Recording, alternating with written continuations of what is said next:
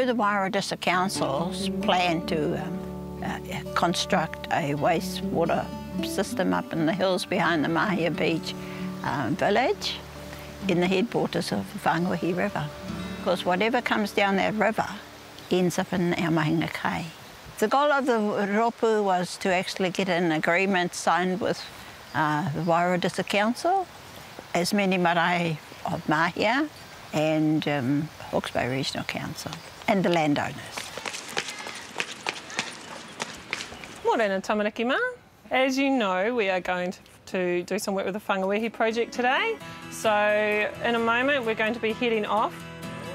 EnviroSchools is a program that basically you work into your curriculum. It's all about sustainable practices and making sure that the students realise that this is a world that we want to protect and that we want to be living in a healthy environment.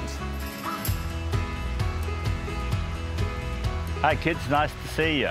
Come in here and I'll give you a run through on this water testing we're going to do. But what we're going to do is we're going to fill this tube up with water. It is the second largest river in the Whangawehi Motu. This river flows out into a mataitai. We have two mataitai adjoining each other, and this stream empties out into one, and it's only half a k from the other one. And if too much silt comes down, we have the potential to lose the seagrass, and that means the moki will go. We have contaminants come down here. We'll have our kina and our paua will be affected. We don't want it to happen, so that is why we're trying to improve the quality of this waterway by doing the fencing and doing the planting. One of the key things with the Mahia Peninsula, it's fantastic to go and plant trees in a restoration project, but it ain't that helpful if they then get killed by pests left, right and centre. Goats are a significant pest threat. We have to have a goat management strategy. Without it, we would have our plantings decimated within a period of 2 or 3 years. And so the land users are critical, the broader community are critical, and the marae provide a lot of leadership, but in terms of goat management, we've got to have the land users on board. We've signed the Memorandum of Understanding with all those government agencies, and they're involved. They're at the table with us. And not only that, without them we would not have access to all these expertise, like people who are expert in catchment management and freshwater fisheries and freshwater monitoring, all those things. Yeah, so there are a lot of benefits there. Not only the main benefit is that our mahinga kai is going to remain safe and clean, so is our awa and our freshwater fisheries.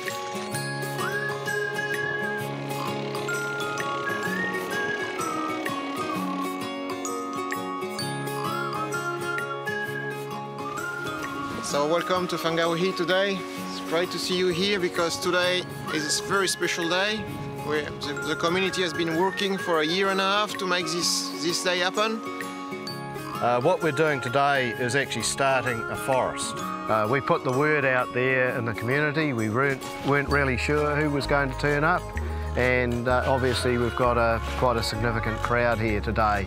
I think it's an example to the rest of the country of what can be done when everyone's got a positive attitude towards enhancing water quality and riparian planting.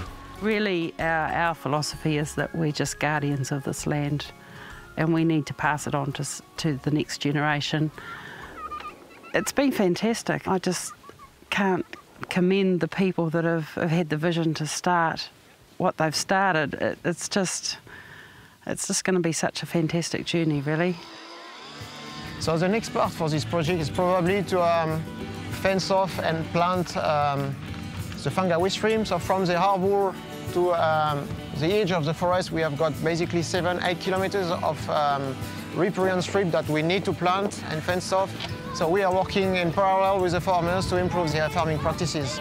Probably more erosion control, and basically try to do their best to protect the water quality, which is here at the bottom end of all these farms. It's been a long journey, but as for the relationships we've developed, I'm so proud of what we've achieved.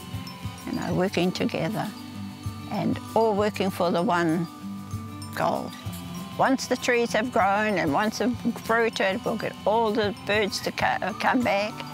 Yeah, that's a big hope. We'll have a track through it.